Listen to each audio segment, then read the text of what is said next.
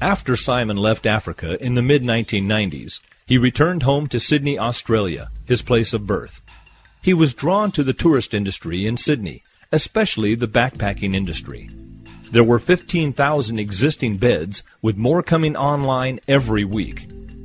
There were far too many beds for the number of visitors arriving.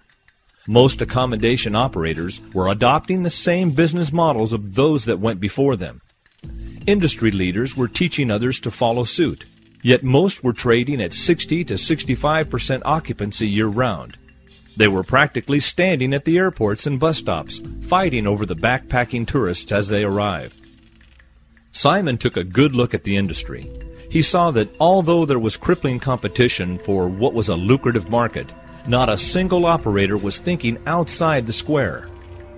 Simon took the existing business model of employees staffing a reception desk 24/7 and changed it to his model.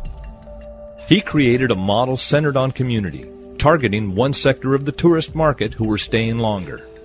Occupants were expected to commit to a minimum 4-week stay in his new, unique, long-stay backpacker accommodation network called Sleeping with the Enemy Budget Sharehouse Accommodation Network. You see, he ran a very successful business in the youth hostel industry in Australia for years. A youth hostel is just temporary housing, inexpensive for backpackers who are traveling around the country. And these are young people, very adventurous. They don't mind roughing it out. All they look for is a clean place, a safe place to sleep for the night, maybe for a week, and then they move on. You may never see them again. Right now, I want you to imagine this transient population camping at your house for one day, moving out the next. And the next day, another group moves in and moves out the next day. Okay.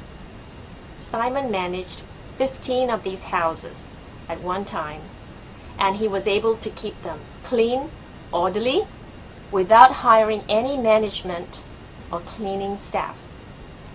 He used one resident per house to manage and do all those chores for him for free.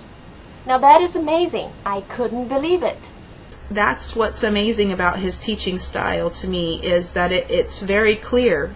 There's no question about what he's asking of you, and there's no question about where he stands. If he doesn't feel like you, in fact, if you indicate that you're not ready to receive what it is he has to offer, there's no hard feelings about it. It's okay. Well, maybe next time.